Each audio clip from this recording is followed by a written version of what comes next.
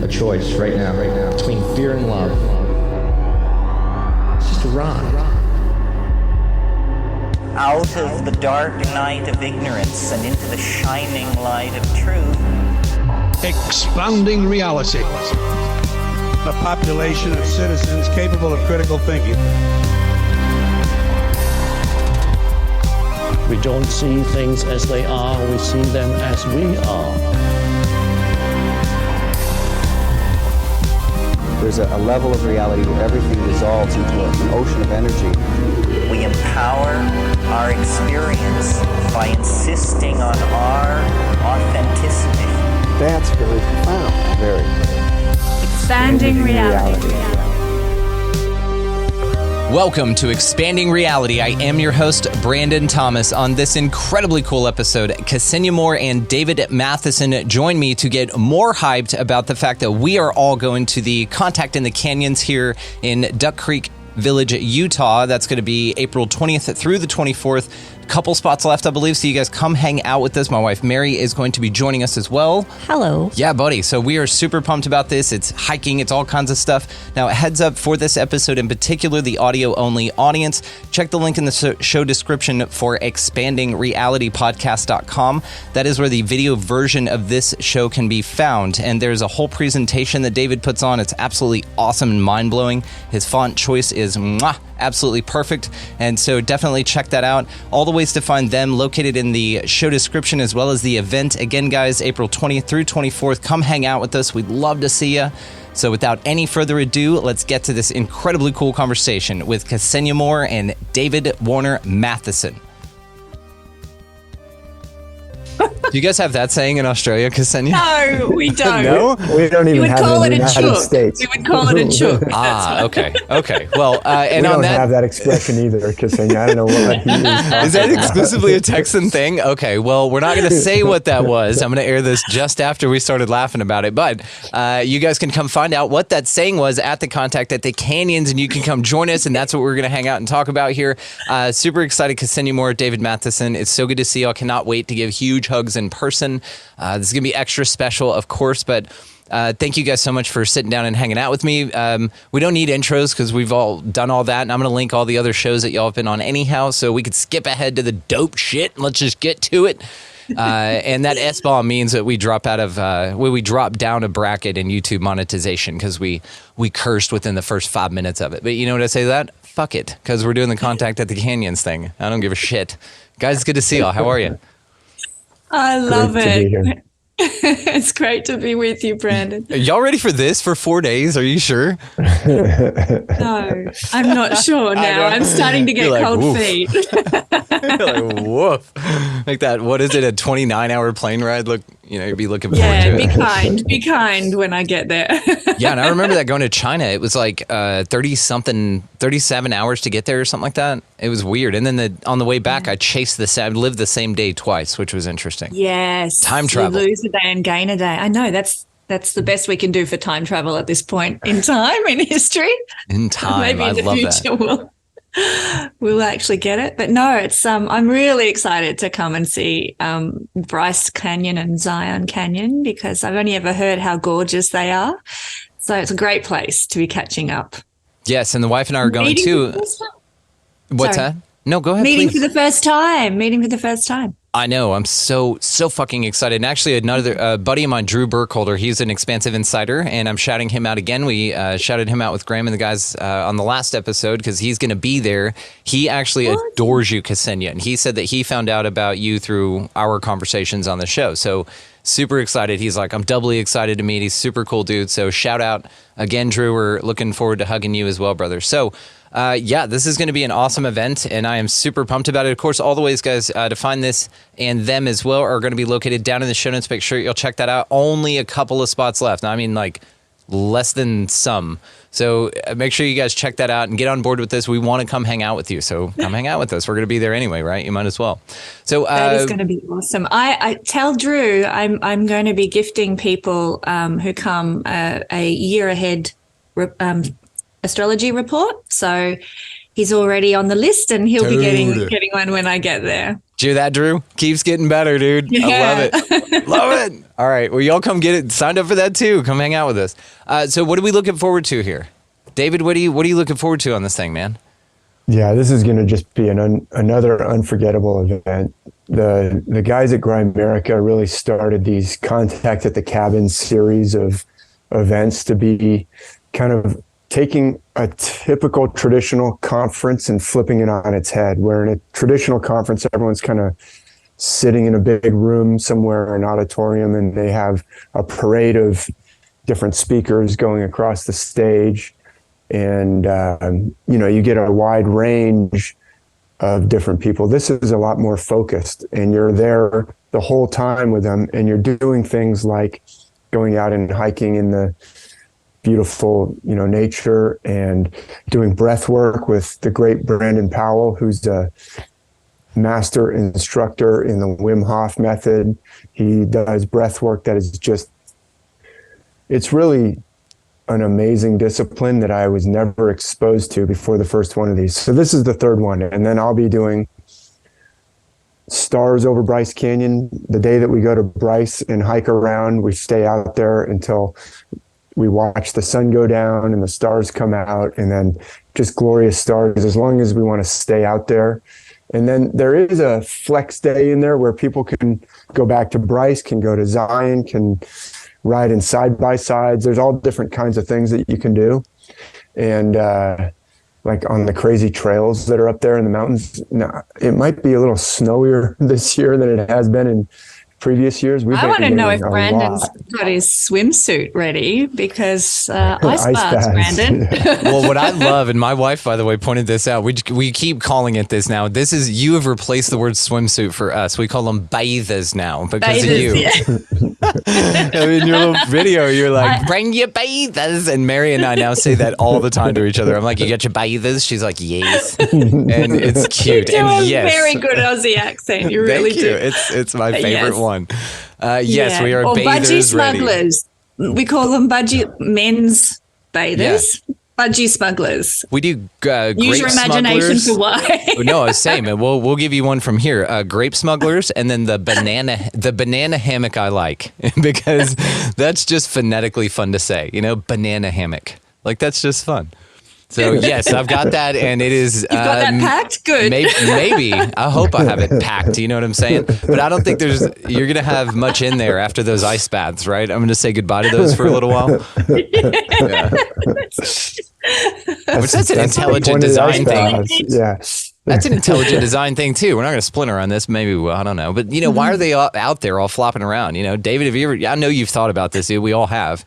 Like, they're out there all vulnerable and exposed. Like, why don't you have them tucked up in you? You know what I mean? I get that it's a temperature thing, but it seems evolutionarily that'd be the first thing that you'd kind of like, secure. You know what I mean? There are reputed to be kung fu exercises where you can train to voluntarily control that function. Really? Of like for protection. I don't know if that's true or not. Oh, expanding reality. You know what? We're just going to put that out there. David Mathisen. I'm going to make T-shirts. Hey, quote you on that. Follow the discipline. You get to suck them up inside you. That's very cool. Anyway, you got to be like a real master, I think, probably to do that. All right, just really cold. I'm saying these ice baths may have been the inspiration for that. They're like, it's a that's painful process getting them up there. Right? Yeah, right. That's what I'm saying. It's a painful control. It's a painful experience. So they're like, I'm going to Wim Huff them up inside me before intentionally, because that process is This jarring. interview has already taken this. Like, it's going exactly where it should. Exactly where it should. The wheels are already off. I'm just wondering if there's any star constellations that speak to the idea of being a eunuch, David. Because isn't that what we're talking about? The fascinating segue. That's not what we're talking about. Amazing. I love that we're still, I love this. Yeah, let's go with it. But that's what's so cool is we get to go out there and make up myths in Bryce Canyon. And I'm going to take over the laser pointer for a little bit if we're out there long enough. And we'll have a whole new decoupage of mythologies to pass along to the next generation by the time we leave there. That'll be fun.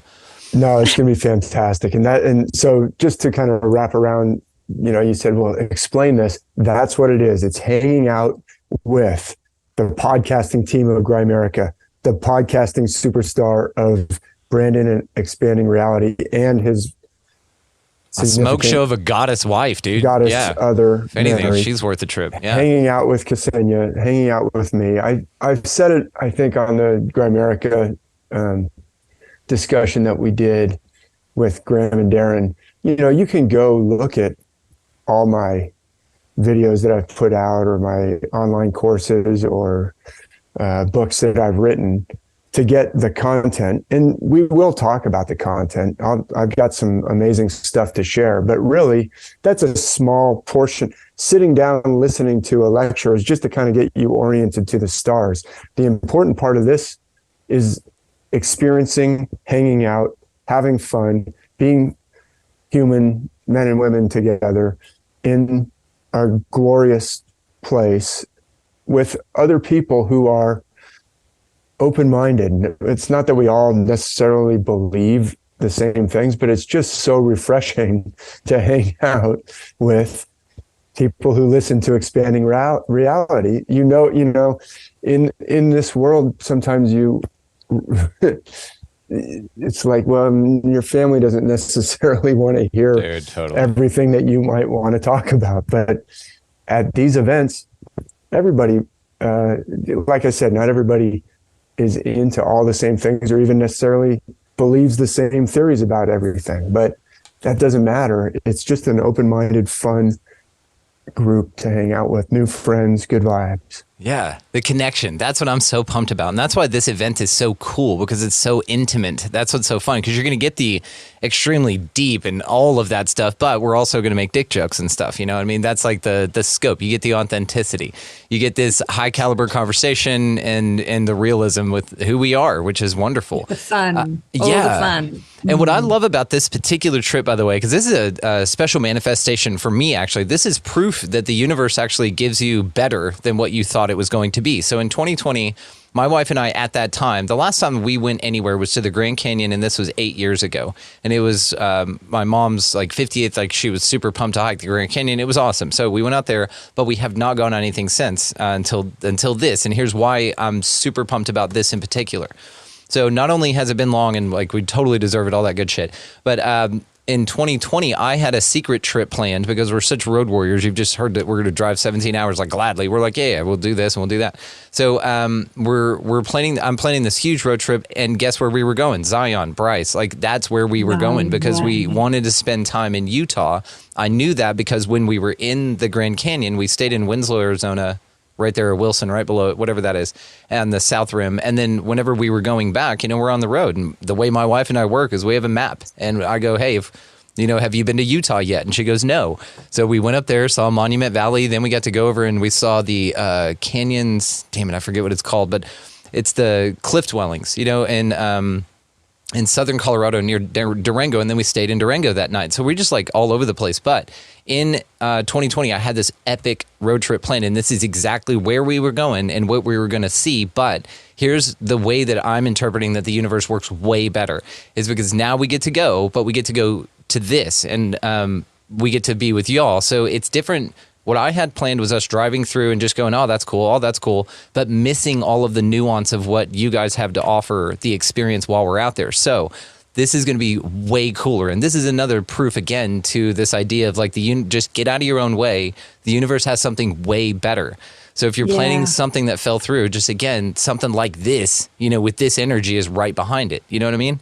It's just cool. Like I said, it's a personal affirmation, I guess, or just something I'm witnessing. Such a great concept. You know, I mean, in a lot of my astrology readings that I do, people are devastated because such and such didn't work out or things didn't happen. But that approach is like, no, it's all in the universal timing. It's all in the cycles, and what you're wanting, what you're putting out there, it will come. But when the stars align, in my opinion. Oh my God, segue. So I love your segue, by the way. You're the master at that. So what are we going to... Random segues. I love it. You're just like, hey. So what are we going to expect from you? Like what, besides your membership, which that's amazing.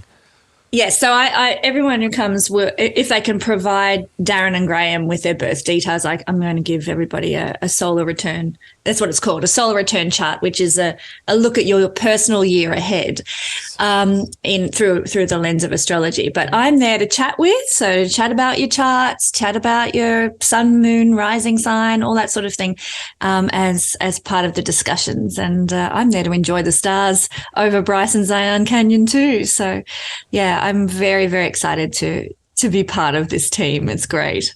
I'm so excited too because they planned this. I don't know if this was on purpose, but number one, 420, yay. But number two, it's on a blackout evening, so it's going to be a new moon at that time. So we're going to get to see all of the stars. And it's also an eclipse. It's a powerful eclipse. It's only going to be visible, that particular eclipse is only going to be visible across sort of Western Australia and Indonesia. So we won't be seeing it from Utah. But the energy of that eclipse is so fascinating, Brandon. It's what in astrology there's something called a Saros cycle, which is different to the Metonic cycle of the moon. But a Saros cycle repeats every 18 years, and so those particular eclipses in the Saros cycle carry the same tone, the same effect, the same nature as it did 18 years ago. So think about where you were 18 years ago. What were you doing? Who were you interacting with? What might be repeating now? It's a very interesting Saros cycle too, because the theme of the Saros cycle, you and Mary are going to have a great time at Zion. It's about getting it on. That's the theme for this particular. Oh, we bang. Yeah. Especially new places, dude. Oh, yeah. Yeah. You got to. I don't know what it is either. I know everyone can empathize. Y'all come knocking if you want, but it's going to be rocking for a reason. But what I'm saying is, I don't know what it is, right? That's a road trip thing. You know, that's a being somewhere different. I don't know. I love it, though. It's absolutely accurate. That's the energy of this eclipse. So it's very potent and intense kind of energy, but very, it's quite beautiful, actually. So if anyone out there listening is looking for love, this eclipse could be the one you need. Depending on where it falls in your chart. Look at that, Kesenya. Come on. What do you think about that, David? Yeah, she just knocked it out of the park. So we do plan these for new moons, and Darren was like, "Oh, perfect! The new moon is 420 this time." So this is the third one we've done. We always do them on a new moon, and actually, we just passed a full moon. If I'm not mistaken, it'll be Thursday. Just coming up. Thursday for us. Friday for we're just coming up. So basically that means we're a little more than 2 weeks away. It's perfect. Yeah. Yeah. So stars over Bryce. I can show you some, scenes from our previous episodes, previous 2 times that we've done this in a little slideshow that I've prepared. But it is about, those cycles, their impact on who we are, and knowing yourself. What Kesenya was just talking about of, knowing your chart, or she's going to give us a look at the year ahead and where our each person has different ingredients. That's kind of the metaphor that I'm using. Like this interview already is different than any that I've ever done. Oh, yeah, me too. Yeah. We talked about some different topics than any before so far, and that's what it is. Every single person who comes to this event is a different ingredient that makes that event what it is. So this and that's so this is a special event. You being there is special. It brings a new ingredient. We all have a mix of ingredients, gifts, and those gifts in the ancient myths are gifts from the gods. And in fact, the studying of the ancient myths that I've been doing for the past 13 or more years now, I've been studying mythology my whole life, but really connecting with the stars and the myths, I'm convinced that the myths are teaching that the gods work their way out through men and women. That doesn't mean that they're not in the divine realm also, if whatever that means, or at the same time, but you have inside of you, the energy of Ares or Mars or Athena or Thor or Odin. Those myths are teaching us about the way the universe works and what's going on within the as above, so below. Right now, actually, we are in the quote Holy Week in at least the Western Christian literalist tradition, and in traditionally in that week, people put on Easter pageants. Like this has been going on in Europe for hundreds or even thousands of years, where they are acting out, they're performing all the roles. And I'm actually thinking about, like, I should do a video about this, because there's an influential thinker who's influenced me a lot, Robert Taylor, who lived in the 1700s, early 1800s. And he was talking about the stars, how the Bible is based on the stars. And he said, all of these myths would be acted out, whatever culture you were in. The ancient Greeks had, the amphitheaters, and the gods would come onto the stage. Even today in China, they have like Beijing opera and then Cantonese opera, and they're different, but the face, like the patterns of the face paint that the actors wear represent, oh, you are this god. And so when you put that paint on, you become that god or that goddess. And you have once you put character on, you become that god, and people treat you like, oh, we can't speak to that, or that one can't speak unless, this or that. There's like rules that are very strict. When you go across, they actually have something called the Tiger Line, which is really interesting. Like on their the traveling boats that the acting troops would take through like southern China, where there was a lot of rivers to get around. They would have the acting troops would have these red boats, and when you cross the Tiger Line, you were in character. Anyway.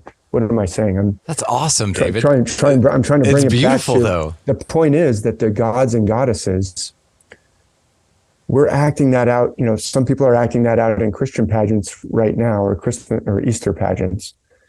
What does that mean? It means you're taking on the role you're acting this out, because the gods and goddesses, the ancient myths, are about us as much as they're about another realm, and they're about this internal landscape that we all have going on, where yes, there's the angry god of arrogant war, like Ares, sometimes takes over the steering wheel of my brain, and I'm like, man, where did he come from, and how do I get the steering wheel back? That the myths are talking about that kind of thing. So ties in so much to astrology too, because everybody's got Aries somewhere in their chart influencing some aspect of their life where those characteristics can come out. Everybody's got Taurus, so it's there's a similar concept or vein running through both ideas there, the astrology and the myths being influential on our personal lives as well. I mean, why did the ancients construct these stories in the first place? To bless humanity, to gift humanity with something powerful. So it's really important what you do, Dave, and what you share. Well, thanks. And it's about know yourself. So I believe that what you're doing with astrology is trying to help us. It's about know yourself. And I've said it before, but it's so powerful to me that in one of the most sacred places of ancient Greece, where you heard the voice of the gods, was Delphi. And many ancient sources said that the inscription at Delphi, and they had various inscriptions, but the one inscription that all the different ancient sources say this was the inscription at Delphi was, know thyself. So the place you go to hear the voice of the gods says, know thyself.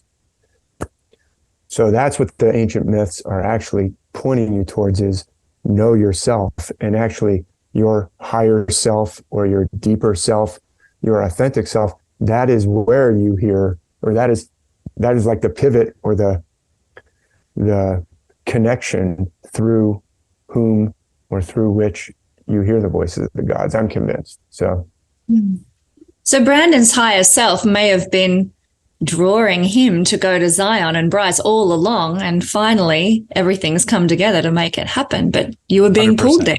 Yeah. Oh, yeah. We've been called. I've been out that way when I was on tour, because I was a touring musician. So I went through like the Grand Canyon and then played Scottsdale and like all down that way. But I was all up in the West Coast and everything. So I love that area anyway. And she's a huge, like, New Mexico, Southwest, turquoise, all that shit. And she rocks all that stuff too. So I think, she has a splash of Native American in her, Indigenous American rather. And so, it's this type of event as well, where it's going to be at. I just read a book by a guy named Gary A. David, and it's called Kivas in Heaven, and it's about Hopi star lore. So it's all where this is. And I that was like my fourth book of the year. So I read that long before y'all even probably had planned this thing. You know what I mean? I read it early on in the year. So I was already I'm already very prepped for this. So that Zion, those pictographs that we're going to go see, those are all pictured in that book. But to what you were saying, David, and why I brought it up is because they do the same thing. They embody these cochinas and they dress exactly, and they anthropomorphize the qualities of the gods. And it's based on the seasons, and all of it has to do with Orion. And that's based on where he is. And then they do these different dances and retreats into the Kiva and stuff like this. So, but they do the same thing. They embody this character through dress. And I know like the Dogon tribe over in Africa does the same thing. So these folks do. And so what you're saying is prolific. You see it everywhere with folks embodying their gods and bringing them down and really being in that character. And to what you said as well, same thing back to the Hopis, they will run around and like snatch up kids and play that character. Right. And so it's the same thing, and it's absolutely fascinating. And you could say then that if that was occurring, that perhaps that's what, I guess, allowed ritual sacrifice to be stomached a little bit better, because they're like, no, it's not me, I'm just in character. You know what I mean? Kind of like the executioner doesn't really get charged for anything. He's just is that what doing they his did? job. They were, well, some did. So some cultures like the Mayan, few people had ritual sacrifice, but those that did it, were embodying and doing it for the god. So perhaps there was some sort of separation there, rather than pure adoration for the gods in subservience. That was there too, but also it's like an embodiment so that the act could be carried out in purity, sort of a thing. David, is there anything to that? Well, so this is a really interesting connection you just brought up with the Kachinas.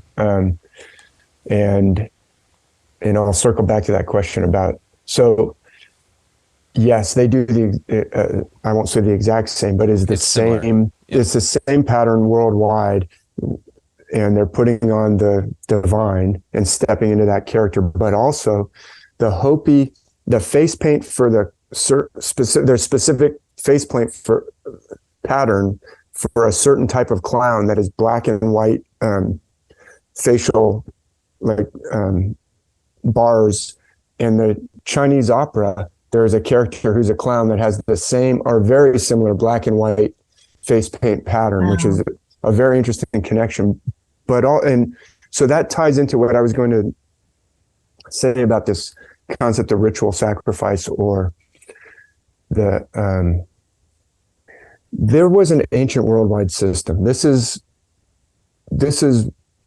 very clear. My work involves seeing the evidence in the myths of the world, and I'll show a little bit of some evidence for people who may not be familiar with what I'm talking about, that they are all using the same system, and it's a worldwide system, and it's a very ancient system. It's worldwide. It's it's the foundation under all the myths of the world, whether that's ancient Egypt or the Native American sacred stories, Africa, Australia, China, Norse myths, Greek myths, Mesopotamia, Babylon and Sumer before. And so it's also in the most ancient Sumerian tablets are already using this system. The most ancient Egyptian pyramid texts are already using this system. Ancient India, the Vedas are already using this system. So where did they get it? It's from something, most likely, I believe it's from a culture earlier than all of those, because they already, the most early writings that we know of, the Vedas, the pyramid texts, the Gilgamesh tablets, and there's the descent of the goddess Inanna from Sumer. Those are very ancient. and they're already using this system, but in different ways. Like it's almost like they've already evolved into different streams from something way more ancient. And it's in the Maya, Popol Vuh of the Maya. And conventional timeline of history does not know what to do with that at all. But the evidence is overwhelming. I've written books totaling over 5,000 pages with pictures, with star charts. It's just beyond doubt. It's very compelling, and I would say it's conclusive evidence that this is going on. So where did it come from? I believe there's a deep ancient that's even more ancient than what we call ancient, like more ancient than the ancient Egyptians, more ancient than ancient Mesopotamia. And if you know the work of Ben from Uncharted X, he shows evidence that what we know of the dynastic ancient Egyptians, they were gathering up stuff that they did not know how to manufacture, that is just advanced machining and things that is just amazing. And the Younger Dryas impact theory, that George Howard and Randall Carlson talk about, is likely, I believe there was some kind of catastrophe that separates the ancient world from the deep ancient world. Like Göbekli Tepe, buried thousands of years before ancient Egypt. So deliberately buried. So there was something even more ancient, probably like before the Younger Dryas impact, or whatever the catastrophe or catastrophes were, that separated the ancient from the deep ancient. And so I'm not completely sure that the ancients knew knew what they had. Like they knew more about it than we do. They were closer to it than we are, but they had experienced a catastrophe probably thousands of years before and held on to these precious fragments. And so could it have been for something different and then potentially misinterpreted? I'm not sure that child sacrifice is what, there are texts in the Bible, like the Psalms, about dashing a child's head against the rock. Well, guess what? That is a celestial metaphor. It is not literal. But it could be misinterpreted literally in all kinds of bad ways. And so I think we have these precious texts, and yet maybe in some cases we've gone in the wrong direction with them because there was some kind of catastrophe and we've got amnesia. Graham But it's Hancock always says interesting. we have amnesia. Yeah. Sorry to interrupt. It's interesting that ancient Carthage under Hannibal was doing child sacrifice at the same time as the opposite side of the world, Aztecs and Mayan. Like that it was, like you're saying, everything was linked. And here's another example of how there was similar kind of procedures like going on that were horrific, but accepted by cultures on opposite sides of the globe as something that you do. It's, to me, that's incredible, horrible, but incredible that it would be all happening at the same time. Anyhow, like you say, coming from perhaps a similar source that had been misinterpreted the wrong way. I mean, nobody can say for sure how the right interpretation was, but I do find evidence that the purpose of these ancient myths is esoteric and not literal, and it is to reconnect with self, but that leads to reconnection with the divine realm. And it's not just on an individual level, it is on a societal level. So the structuring of society is also incorporated in these myths. And I do believe that those ancient civilizations were trying to structure their society on this worldwide pattern. And so they were accomplishing amazing things that today we've lost even that pattern. So they may not have known the whole thing, but they definitely knew more than we do. But I'm not going to speak to, I don't know, what this child sacrifice stuff is obviously repulsive, and what is going on with that. And clearly some people seem to still think that's like a necessary thing. So, this is a very dark path to go down, but it's, I don't know if I have much more to add than that. Well, we don't, and thank you, because what you're saying is perfect. It led me actually to a micro example of what you're talking about. It's something, an idea influencing a culture where we can see it as an observer as something that's not what the culture interprets. So, have you guys ever heard of cargo cults before? Yep. Yeah. Okay, Yeah. so this is a great example of this, because then you have this entire culture of people. They were not a cult, literally. They just called it that. And what they did was during in the Polynesian Islands, the U.S. and others, their allies would use these islands that these native indigenous folks were on, and they would use them as way stations. So they'd come in, they'd build satellites, obviously shown here, and then obviously runways and things like that. They would use it as short jump for supply trains. And what they did was, in exchange for them being able to utilize the island and rape it of its resources and probably all sorts of other things, they gave them food, and they gave them all sorts of cool shit. And so they were like, oh, we love all this food, we get like cornflakes and shit. And so they loved it. And so whenever the war was over, all the allies pulled out. They weren't necessary anymore, so they didn't come back and didn't come bring food. So what these people did is that they built full-scale mock wooden aircraft and utilities used. Look at these goggles from this kid that they build out of wood and out of local raw materials. And so they build these things, and what they do is that they light pilot fires on the beach, and then they have these out as a signal for the gods to come back, right? For the planes to come back. So this idea of, again, this apprehension of an idea and taking it so far to this extreme of to commit their resources, their time, it took food and calories to create these intricate works here that they built. I mean, it's fascinating to me. It is. And it's just sort of a microcosmic example of just, and we think of things like the Sentinel Island people and all of that, and it's just folks that are living their lives, but this sort of impact that, I don't want to say a more advanced society, we'll say a more technologically advanced, and even that is a stretch because of the definition of technology, right? But if you look at things like this, you're just like, my God, the impact that makes and how they interpret it, which is so fascinating to me. Because that's all this is, right? It's just how people of the time saw what they saw and interpreted it and then passed it down, even to the point of just ideas. And maybe, for some reason, some kid fell off a cliff somewhere, bashed his head, and for some reason it just happened to rain that day. And so therefore they equated the two, even though that was the only connection, as one could say, coincidence. And so therefore they repeat it, and then maybe with success, maybe they do this at the time when the rains were going to come anyway. And so it's just sort of this symbolic offering, even though they know they're going to be there anyway. So in this desperate moment, again, we don't know how these things are interpreted, but obviously we have modern day examples of how they can be misconstrued.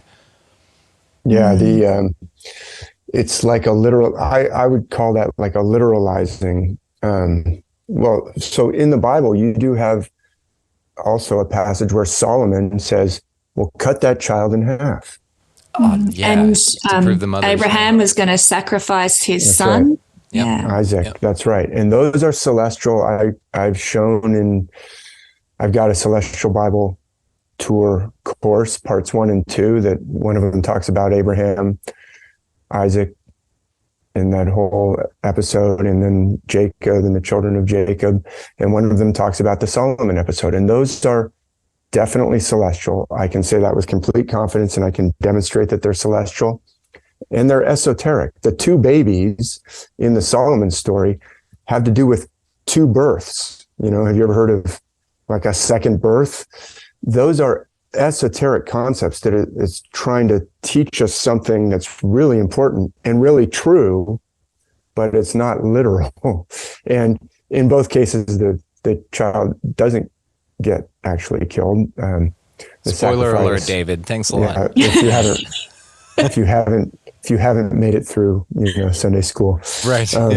We've been around the last 2,000 years. But to interpret something literalistically is to miss, or threatens to not just miss the esoteric message, but in some cases turn it on its head, invert it, and turn it into a message that's really, I believe that these stories, and I can show evidence, are designed to heal trauma and repair trauma, but they can be flipped on their head and turned into cause trauma. anyway, yeah, I'm happy to show some slides. If we may be talking in these kind of, airy, hazy philosophical stars. manner. We're in flow. Yeah, let me show flow, what I and I love it. mean. Yeah, I'll show a little bit of what I mean whenever we're ready. But Kesenya, if you wanted to respond, I kind of jumped in. Please. I will, though, let the audio-only audience know that there is a visual component to this, and so the video will be linked top thing in the show notes there. You can find that on, I think, YouTube, Odyssey, Rockfin, we're over there, and the website. Make sure you all check the links below so that you can enjoy this as well. And either way, come hang out with us, because it's going to be this, and again, probably we're going to pepper in some pachyderm penis jokes in there. So, it's... come hang out with us and see this stuff, guys. So, David, thank you. With that great intro. David, take it away, please. I'm just kidding. All right, let me share my screen. Let's see what's on my screen. Here it is. All right, let's go to that. All right. I love this, by the way. I'm pointing it out here because of the touch that you take in this. Is that papyrus, that font that you use? That's a papyrus font on the top. Yeah. Have you seen that? Have you seen that SNL thing about the avatar and what's his name? And he's super pissed off about it and he's upset. He spins the whole thing. In fact, I'm going to note to link that below and I'm going to send it to both of y'all. We can't play it because of copyright and shit, but it's an SNL skit with, who's that dude from The Notebook? Somebody out there screaming this right now that loves it too. Yeah, Ryan Gosling. There you go. Okay, yeah. Ryan Gosling is in that bitch, and someone out there is laughing their ass off to this right now. I'm gonna link it. And we're gonna show it. In fact, both of you don't hang up when we end this call. We're gonna play it in real time together. Okay, cool. My apologies, David. Go ahead. But this is what I wanted to say to that. Made fun of my font. No. What I wanted to this, and that's the thing is I wanted to come back is to say that you personalize this stuff. Like you make it for us. You have Brandon expanding reality, Kesenya guiding star. David, I wanted to point out the attention to detail, and thanks you. Thanks for that. And I'm going to show some things that, I always try and bring a little bit different examples because, some people may have seen a lot of my different presentations before. So I always try and bring in something a little bit different. But talking about the Maya, I didn't know you were going to talk about the Maya, but this is a drinking vessel. I thought, look, we're going to go and meet the gods in the stars. You're going to actually go and see different constellations, and I'll point them out with a laser pointer, and I may be able to show you some constellations that perhaps you've never been able to find yourself. We have a terrible lack of education. We can go through as many years of schooling as you want, and you'll never get taught, I would guess, unless you went to some very different schools than I know of, how to find the constellations and what to look for in the night sky. So the different gods and goddesses and figures in the myths, Solomon and Abraham, whether they're gods, goddesses, princes, princesses, villains, monsters, Heracles fighting the Hydra, those are in the stars, and we'll see them in the stars. And I just thought I would use, some people have seen this before, but I thought I would use a different god this time. And I just happened to pick a Maya god. This is from you can see down in the lower right corner, this is from the Met in New York City. So you can go see this. I didn't get a chance the last time I was in New York City I was not able to go to the Met that time, but I want to go see this in person. But as soon as I saw it, I said, oh my goodness. So this is Chalk. He is a Maya god. He is a rain god. So I'll put that there because that's important.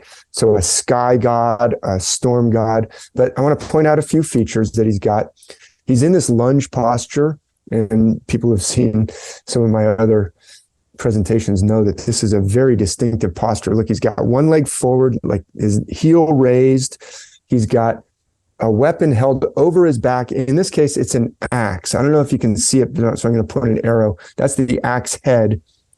It's like a sharpened, axe head on a stick. And think of thunder gods or rain gods who have a weapon that looks like an axe. I'm thinking of Thor, who has a hammer. You can see that the outline is similar, whether it's an axe or a hammer. And in fact, he got the axe in Infinity War.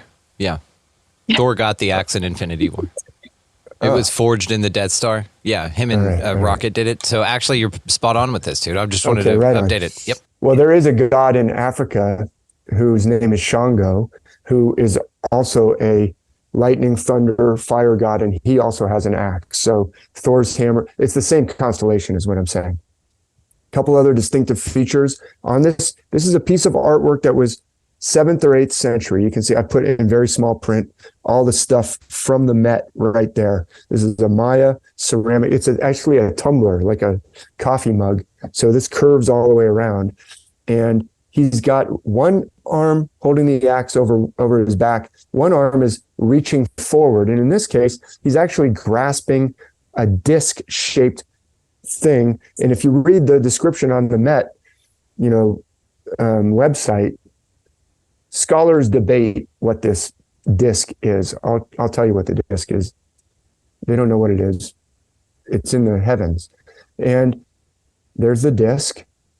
And then he's got a loincloth around his waist, and it's got like a tuft sticking out. You can see there's like this long extra piece of the loincloth sticking out with almost like a little pom-pom at the end. So that's important. And I'm going to show you, there's the tuft, the constellation. So these gods and goddesses are in the heavens.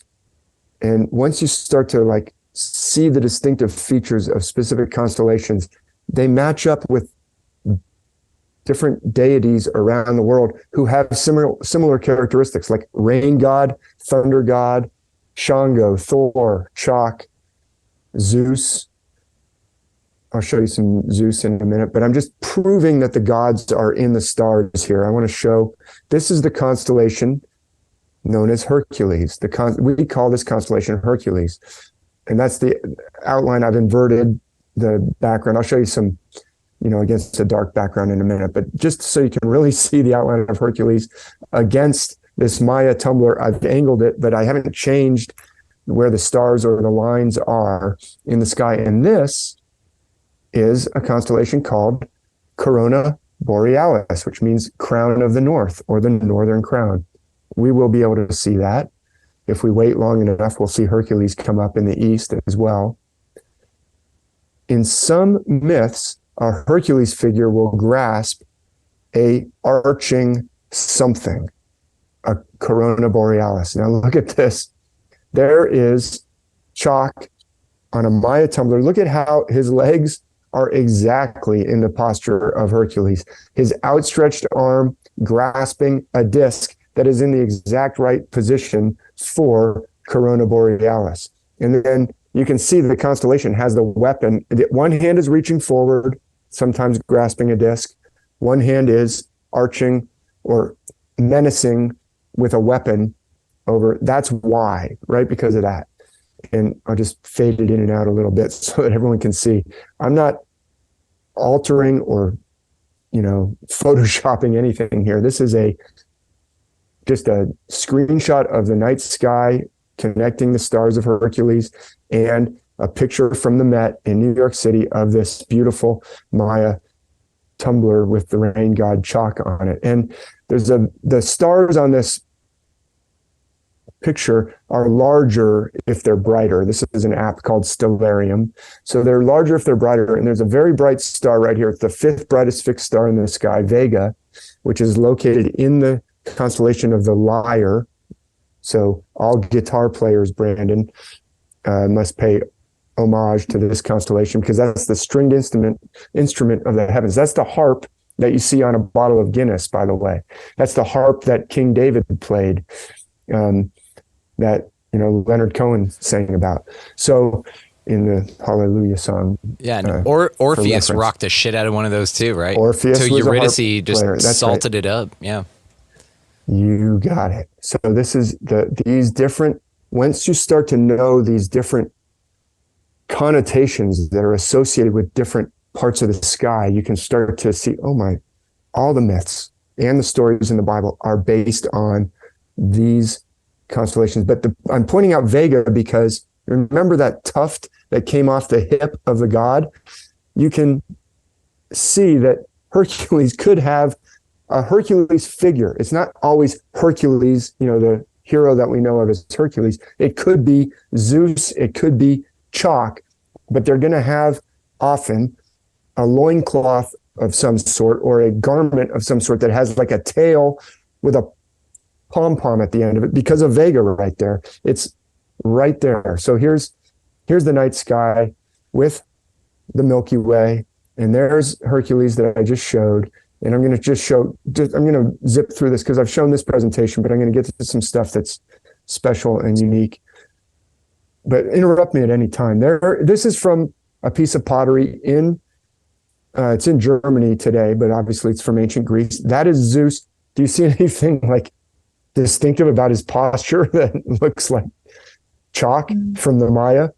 Dude, it's fascinating. And then the loincloth, like the thing wrapping around his shoulders, the part that's hanging down is Vega at the corner, right? He's wearing a shawl instead of a loincloth. Shawl, that's what it is, yeah. Well, whatever it is. It could be a mantle. No, you're right. I don't know what it's called, but he's menacing with one weapon, in this case, a thunderbolt weapon, over one shoulder, just like Chalk had his powerful axe, and he's got one arm stretched out. Look at Hercules, menacing with a weapon, deep lunge posture, one arm stretched out in front. I mean, I'm still waiting. I'm waiting for universities and art departments around the world to contact me and say, no one recognizes this? For so long? You're the only one pointing this out? I've even sent like scholarly articles to publications that purport to deal with, ancient artwork or ancient mythology. Oh, sorry, this is outside of our scope. What do you mean it's outside of your scope? This is like right in your wheelhouse. But anyway, and also it doesn't fit the narrative. I'm glad I've sent it to professors too, and that are art professors. Sorry, go ahead. I'm just glad you have it. That's all I was going to say is I'm grateful that it was gifted to you, and it was gifted to you for a reason because you know what to do with it. And this is amazing. And this is the kind of stuff. It doesn't need to be recognized. Like, this is what's so cool to me. Like, I am way more fascinated by this than the dickheads that turned you away by not wanting to hear about it.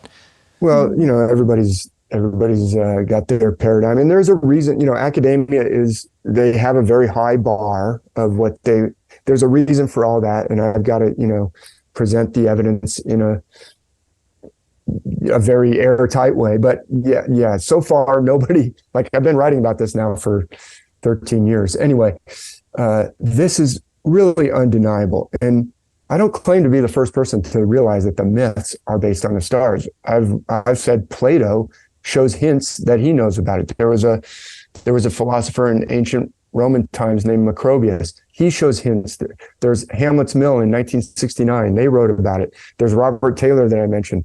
Anyway, let me just zip through a little bit, but I want to prove to people who haven't heard about my work, when I say the gods and goddesses and characters in the Bible are based on the stars, this is what I'm talking about. There's Zeus, there's Chalk again, and this is from ancient, well, this is actually from Angkor Wat, but the gods and goddesses of ancient India from the Vedas. This is actually Indra up top in the scene. This is the churning of the ocean of milk, but there's Indra, and I'm going to make him bigger so that you can see he's in that exact same posture too. And you might notice a garment. Look, son of a bitch. He's got like a cool India looking silk, stuff around his hips, but still got the same pattern. Why? Because it's based on the stars. There's, Chalk. I already pointed that out, but same thing. I'll make it flash a little bit so everyone can see. Nice. And there's Zeus. And as you already figured out immediately, really? Brandon, right when you saw it, it's right there. And it's because Vega is right there. And for those who may be thinking ahead, Hercules, or Heracles, as he was called in ancient Greece, Hercules is his Roman name. He's also based on the same constellation. He's the son of Zeus. But you can see, has he got a weapon over his head? Yes, he does. Has he got a square-shaped head like the constellation Hercules? Yes, he does. Does he have one arm reaching out? Yes, he does. Does he have a garment with a long tail and a little pom-pom at the end? Yes, in this case, it's the lion. He wears the Nemean lion, and he has the head up over his head, and he's got a full beard to make his head more square, just like the constellation. This is a vase. He's actually fighting the Amazon women, the Amazon warrior women. So you can see the warrior woman to the left by the pom-pom, and then the warrior woman who's kind of like kneeling in front of him. He's got his outstretched arm, just like the constellation. And what has she got on the top of her helmet? Yes. Brandon already saw it. He's I like, love it though. Well, I Wait only a minute, man. am so ready to see it because you showed us how to look at these things. Now it's connected everywhere, and thank you for that gift. She's got a Corona Borealis arc on top of her head. In some ancient artwork, Hercules is actually grasping that crest. In this case, he's got her, he's putting his hand on her shoulder, and he's like, do you want to surrender, or do you want me to cut your head off? But that relative distance between his outstretched arm and the Corona Borealis is exactly the equidistant. It's perfect, isn't it? It just doesn't have its hand in the disc like the Mayan. I wanted to ask you about something about that, by the way. Love this connection you made, David. Fascinating as always. I just love this. I'm sitting here just hearing this and watching this and being with y'all right now in the audience, and I feel all of this. I'm just sitting here going, God, I love my life. You know what I mean? This is one of those moments. Okay. So I'm grateful for this moment. That's one of those bookmark the universe. So give me more of this, right? So I wanted to ask you is, of the Mayans, the only difference in anything was the upper half. Now I have a question for you, and this may be silly, but I'm just going to ask. Mayans, I heard, had pools of water in which they viewed the stars from. So they didn't actually look up at them. They looked at reflecting pools to look at them in reflecting pools to see what was above, and that's how they created their maps. I'm curious to see, because Chalk had his arm arched down and the inverse upper body, if that was a pattern seen by the Maya as reflective of their location on the planet, meaning that, well, and also perhaps the way they were observing, because it's a reflection rather than a direct observation. That's perhaps why the upper half was inversed. You are the first scholar in the world to point that out. So there's a PhD thesis in there for you, Brandon. You have to go do all the research. No, you do it. Just take it and take it. Like, connect it. That's my thing. Is I find random shit in this world, and I'm just like, hey, what do you think about this? And they'll go with it, you know? I'm watching the presentation of the way the stars are in Stellarium where you are in the world. I'm thinking, oh yeah, it's upside down for us down here. So we have Aboriginal stories of Orion falling on his face and things like that because of the situation of these same constellations, but they're upside down, and so they have stories relating to them being in that different angular place. Yeah, so it's so fascinating. Even the Mares and the moon, right? Native American culture, let's say American cultures, Northern Hemisphere, look at it as a bunny rabbit laying at the bottom of the moon, right? And so it's got this real rabbit theme to it. So, Kesenya, do you guys over there, because the rabbit, I guess, would be on the top half from your perspective, do you all say anything about the Mares of the moon? I haven't heard anything about that. Doesn't mean it doesn't exist. I haven't come across it myself. So got you. Yeah, that's fair. But that's interesting. Fair dinkum, right? Yeah. Good food. So what I'm just wanting to establish that this is going on, and I'm going to show a little bit of. Sorry about that. Dude, this is awesome. I'm not looking at this stuff the same ever again, because again, this is like looking at petroglyphs and this ancient art and everything. I love this, and I'm fascinated by it. Like, I'm so drawn to this. And so now, though, you've given me a way to look at it beyond just the aesthetic appeal. You've given me something to seek out and to notice. And I really appreciate that, because in the other examples, even though you used them from all over the world, I'll be able to recognize that now and the connection to it. So again, thank you, dude. This is just cool. Well, I'm really excited to share this, and I'm excited when I see somebody else get excited about it. I think it's the most exciting thing in the world, but not everybody does, but I believe that this is a precious inheritance to all cultures. Like this ancient wisdom was given to every culture in their sacred stories and myths. There's Greek myths, there's Norse myths, there's the myths of ancient India, there's the myths of the Maya, there's the myths of the Native American cultures, Australia, Africa, around the world. Every culture has ancient myths, and they're all using the same system, which is remarkable. It's beautiful. It connects us all. And I'm going to show, because darn it, I didn't want to have the stars there yet. I wanted to point out some stuff in the video audience. Ignore that. Yeah, look in the right half of your screen. Cover your hand up. Because we're doing this in the week of in this interview. We're doing this in Easter week. I thought, look, I'm just going to show a Bible story. It happens to be, a New Testament Bible story. It happens to be the Easter story, the crucifixion. This painting is a very interesting painting from an artist who lived in the 1400s. He was born in 1420. He lived through 1487. Giovanni, which, by the way, that name comes from Jove, right? Jove is a name for Zeus. Like Bonnie. Boccati, Giovanni Boccati, and he painted this beautiful painting of the crucifixion. And I just thought, if you're an astrologer, you might find some, some of the patterns on here like interesting, like the art that he chose, the patterns he chose to put into this painting. You see anything in there? A lot of Scorpio, isn't there? I'm putting you on the spot. Yes, I'm putting you on the spot. But what is going on here? We've got a shield or something with the scorpion, and then this, horse has got like his horse blanket. There's a scorpion. Yeah. There's a scorpion. There's another scorpion, in case you're not getting the scorpion vibe. Here's one over here. 7 at least. Just another one right there. I don't know. Why? Why is there a scorpion underneath, the crucifixion scene? What's going on? And here's the stars of the sky off to the left. Let me see if I can shed some light on this. This is Hercules, just for orientation. We've already seen some figures associated with Hercules, not particularly in this scene. We're going to deal with some constellations below Hercules, but I'm just showing you where Hercules is because we just talked about some Hercules figures. Below Hercules, and then below Hercules is the constellation. Are there any zodiac constellations, Kesenya, that come to mind when you look at this painting with all these scorpions?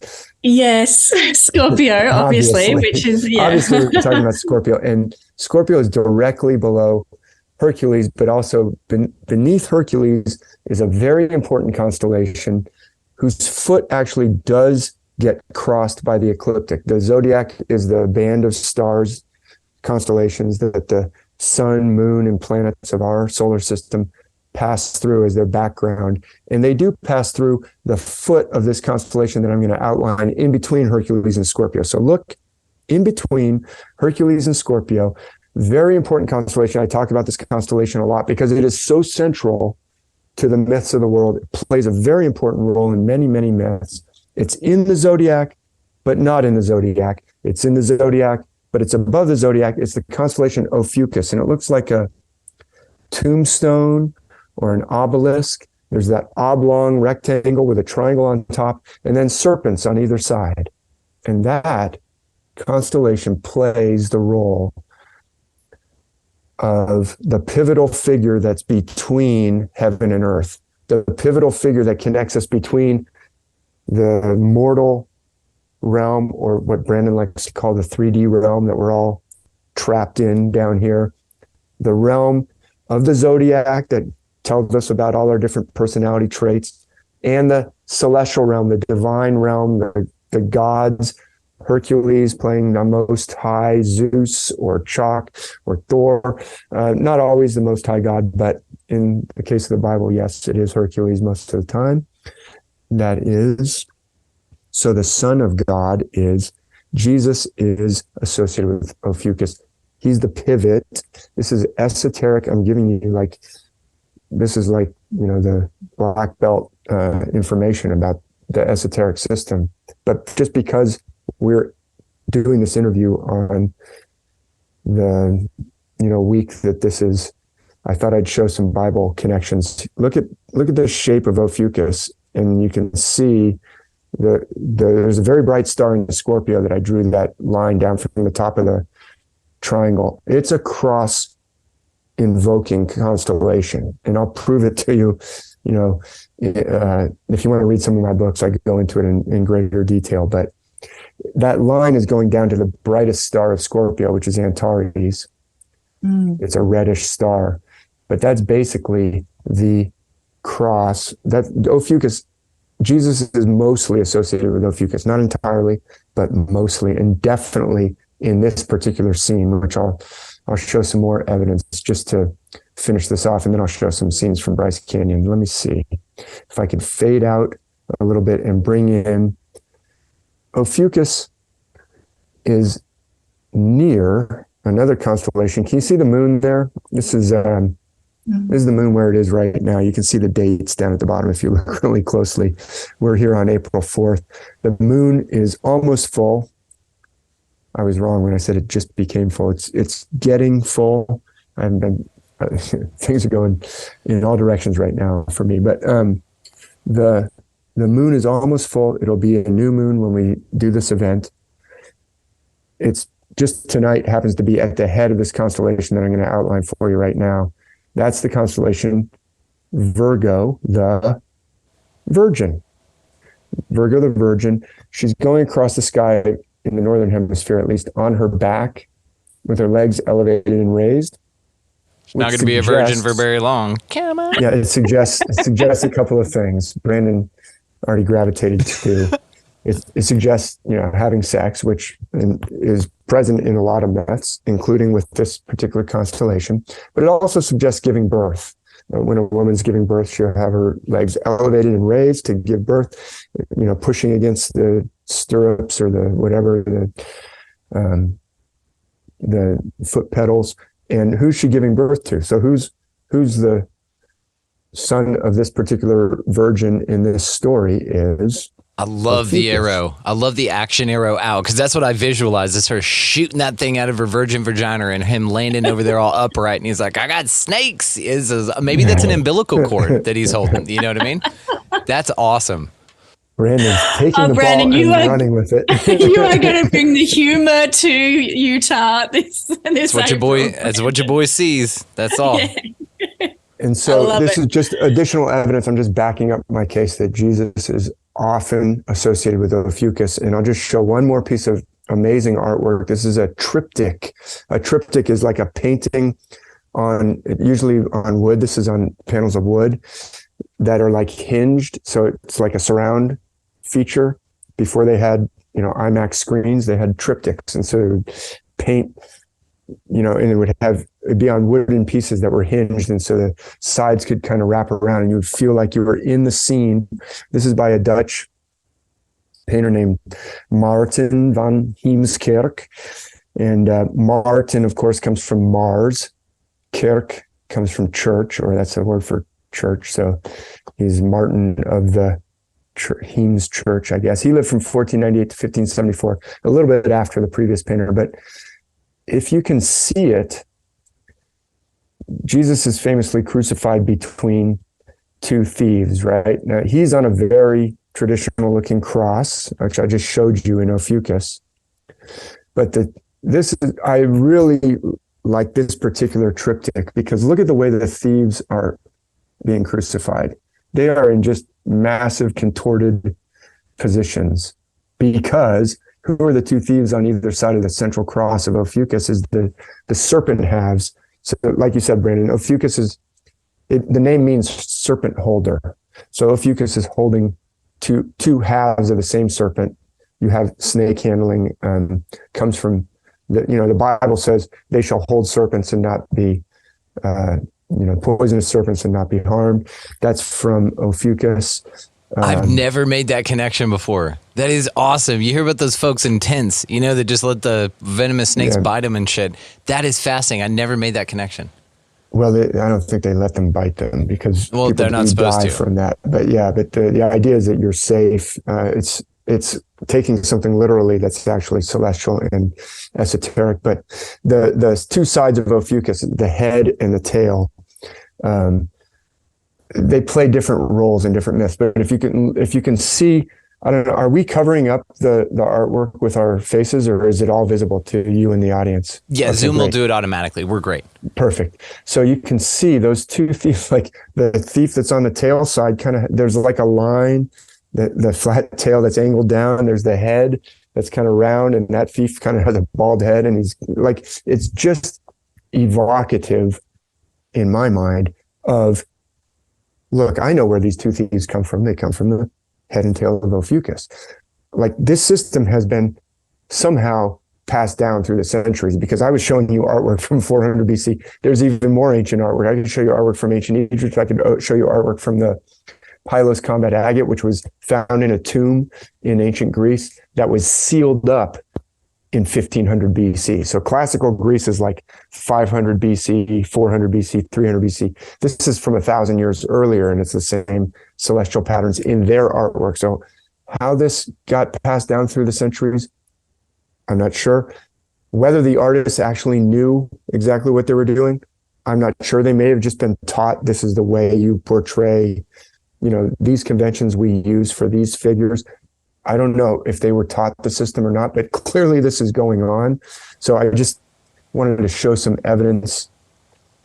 So interesting. You got to wonder about modern art, and they've really moved away from a lot of these traditional concepts, and whether that's been a disruption of a purposeful disruption of the passing on of ancient knowledge in this form. Do you know what I'm saying? Yeah, that's a very great interesting point. Yeah, great way to put it. A couple other observations too, and just curious if this is anything. The red shield at the bottom, that could be representative of Mars, which you said Martine Hemskenkirk said as well. And then you have the guy face planting that's nude with the. Yes, he's got I was going to point him out. Decent butt, I guess, with the time. But if you continue his momentum forward, that is something that the kids today call the scorpion, because his legs will come up over his head if he's falling forward, and that creates a scorpion tail. There's tons of videos about this online. They're funny. And so whenever this dude face plants, he's got Scorpio represented there right underneath. And either way... Right beneath Ophiuchus. Brandon, we did not rehearse this. No, we didn't. And either way, he's crawling. He's the only one on all fours crawling on his belly, which would be representative of the scorpion. And if you look at him very carefully, like he's got his arms out. Look at Scorpio to the left, right beneath Ophiuchus, right beneath the cross of Ophiuchus. Look at his angle. But even... So that part of the scene is actually the soldiers gambling for the garments of Christ. So you can see he's got like a garment. There's a guy kind of up and to the right from him who's pointing a finger at him. And I'm actually going to point him out because, Brandon, I'm glad you brought it up. You already had the arrow back to the superimposed. Yeah. Obviously, you didn't do this since I talked about it. Yeah. No. What I'm saying is we didn't rehearse this, but you're seeing the patterns, like because the artist put them there, like they're there. And this is in the sky. That is the Scorpio figure. Look at his arms are apart, like the Scorpio, and the body is in the angle of Scorpio. But also, if you connect it to the garment, and then the garment, it actually runs past a skull. That's the skull of Golgotha, right? This is the place. He's crucified at the place of the skull. But the garment runs, and it even actually goes past that skull. So let me just show the outline that I kind of see that? Like, yeah. If he's not Scorpio at the bottom of the cross, just like that other artist from 100 years earlier was putting scorpions on the horse in the shield. Yeah, he had no chill with it. He is. Yeah. He is. Well, and I didn't know that about the dance move or the falling or whatever you're talking about. Yeah, it's like a thing, when like people are skiing and they fall face first, it's mostly like kids and athletes, and they're a lot of forward momentum. And then instant face plant, your feet, obviously, they're still moving at that same momentum, and they're the only thing that are not impacted by friction of the ground. So they fly over you. Sort of like, when you're driving in a car and you have an impact like the get soup it. I just can. never heard of that. It is called the Scorpion. You guys can look it up. They're fun. You know what I mean? Do you know what's really interesting to me from an astrological point of view is that in astrology, it is the sign of Scorpio that rules skulls, death. Damn, there you go. All that stuff. And here is, you know what I'm saying? So there's when we talk about Golgotha, the place of the skull in the Bible, it's actually a reference to astrological Scorpio as well, because Scorpio rules skulls and all those kind of nasty things. Not the skulls are nasty, but you know what I mean? Scorpio skulls, deserts and things like that are all Scorpio ruled. Yeah, plus it's the inspiration for a lot of faded tattoos. If you have a faded tattoo of a scorpion riding or coming in and out of a skull, take a picture of it, mail it in. We'd love that. Yeah. This is fascinating, but I didn't even think of the connection now. And now, David, you got to, now we get to look at this from if there's a skull in any of these, then that could be an association with Scorpio as well. It's synonymous. That's awesome. It's just another thing to look for. Fascinating. Yeah. God, I love this. It's all fascinating. And there's constellations nearby there that play into, like this whole scene. There's other constellations that are part of it that I talk about. I wrote a book in 2016 called Star Myths of the Bible that goes into this and uses this picture and some others, but goes through the whole Bible. And then, like I said, the Celestial Bible Tour, that's the online, on-demand classes where you can see it a little bit more like this with me talking about it. But let me just segue into, so now that you know that the stars, the myths are based on the stars, come to Bryce with Brandon, Kesenya, me, the guys from Grimerica. This is some Conversations like this last is year. Yeah, conversations like what's this. gonna We'll be happen. seeing the stars. That's Bryce Canyon. I'm just going to flip through some. These are people from, this was the first one, 2021. This is, some people who were on the hike from our group, and just this gorgeous, fantastic, like fantasy like landscape of Bryce Canyon. I'll show you some Zion Canyon in a minute. This is still Bryce Canyon for scale. Can you see how big this is? There's a person right there in the path in the middle. You can see that's a single tread trail. Yeah. Going up between these massive walls and the beautiful spires, which I believe this has to do with catastrophic geology. This is not created by just ordinary streams kind of trickling, there's a whole catastrophic aspect to this. We're going to see some pictographs. This is actually in Zion National Park. So we're going to both Bryce and Zion National Parks on this trip and doing some beautiful hikes in both places. The stars part is mainly at Bryce, but every morning there's an opportunity, like right from the cabins. If you want to get up early, I'll go out and show the stars there. We'll do some stargazing from the cabins as well. We'll see these pictographs. And if you want to go up through the Narrows, this was on the flex day. Some of us went up the hike that's called the Narrows. This is a slot canyon. Well, Zion. This is Zion, is full of slot canyons. So you can choose to do different things on the flex day, but this is one of the hikes that we all do together. You can just see the scale of Zion and the forces that shape this. Again, people in the background, these are from our group. These are participants in last year's event. There they are, little tiny people down there. These are big.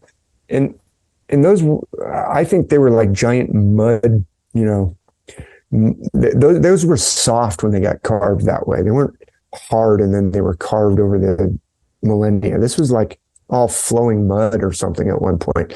But there was some kind of catastrophe. I won't get too into all the theories. Then we do breath work with the great Brandon Powell. There he is, doing some rhythm on his djembe, which he will bring, and he leads just fantastic breath work.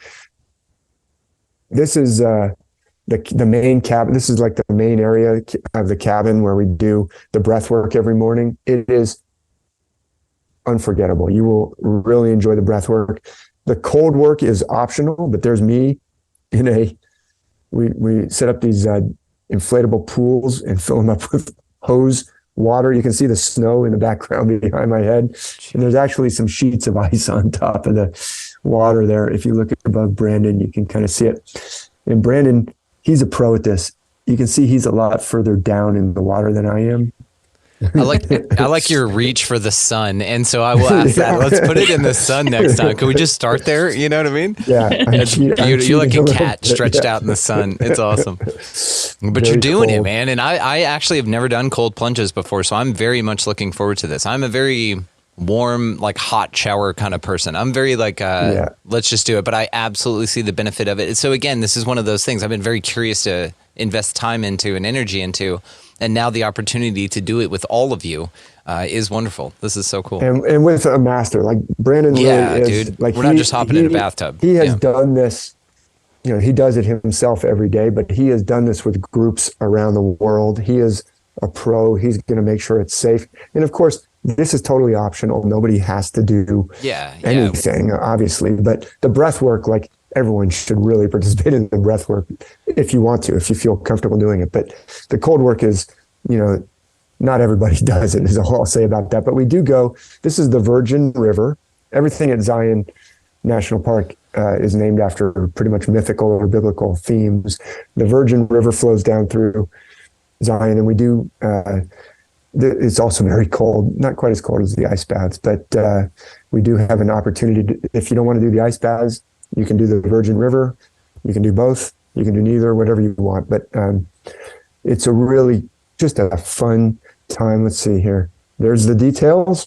And it's at the website is Contact at the Cabin, but the two guests who've been there, the Grimerica guests who've been there every year is myself and Brandon Powell. But now we can add Kesenya from Guiding Star and Brandon. You can come hang out with Brandon from Expanding Reality.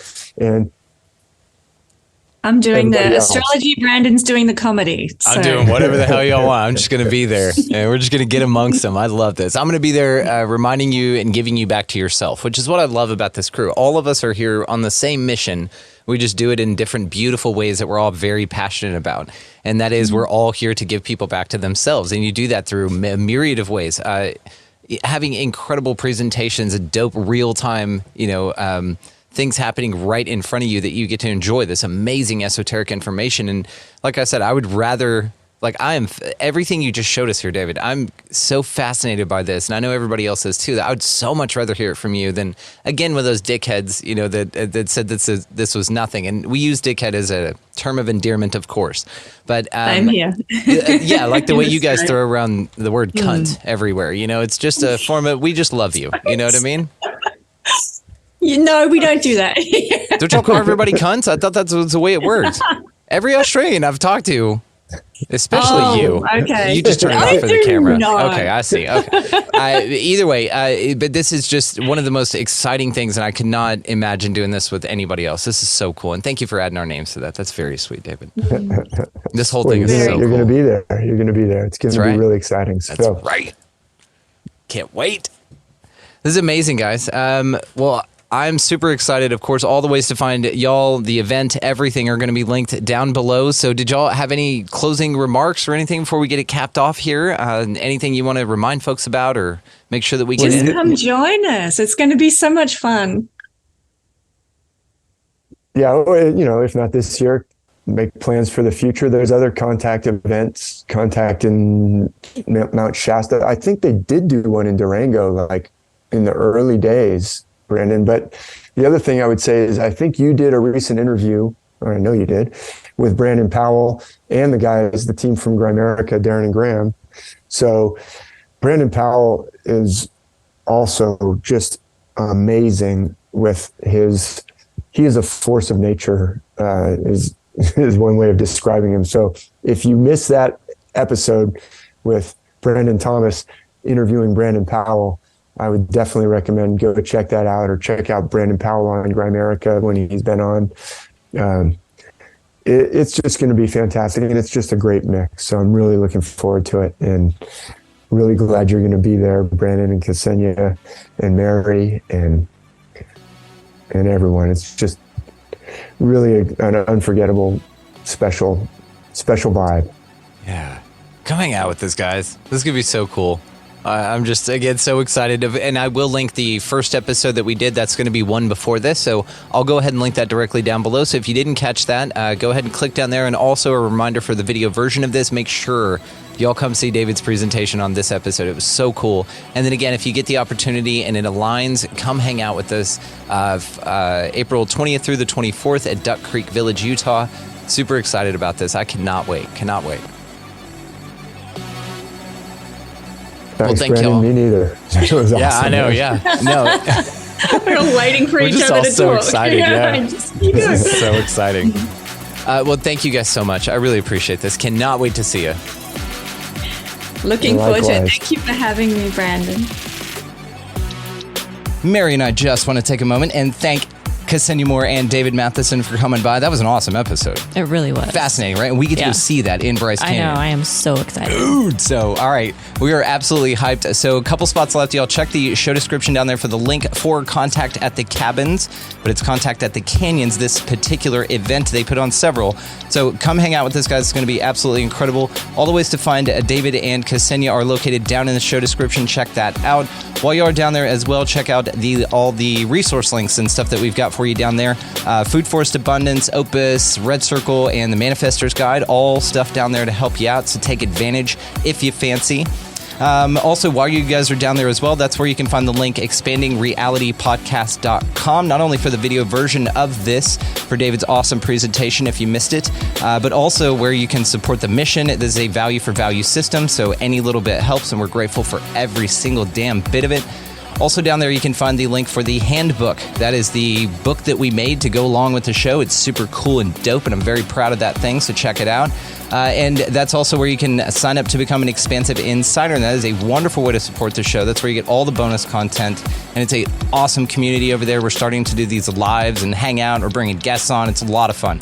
So other than that, beyond anything else, go out into this incredibly beautiful place, whatever the fuck this thing is, and pick up a piece of litter, right? Mm-hmm. Be nice to everybody you come across. Absolutely. Okay. Get out of the left-hand lane. You got somebody behind you wanting to pass, right? Please, yeah. Fuck off with that, dude. Right. Just get over it already, right? And we thank you for that in advance for everybody that does participate in that. And you know who you are, so we're not talking to you. But above anything else and all of it, guys, go out into this incredibly beautiful and mysterious place, whatever the fuck this thing is, and y'all be good to one another. Thank you so much for watching, listening, engaging, and hanging out. We hope to see you at the Contact at the Canyons. Send us off, Mary. Bye.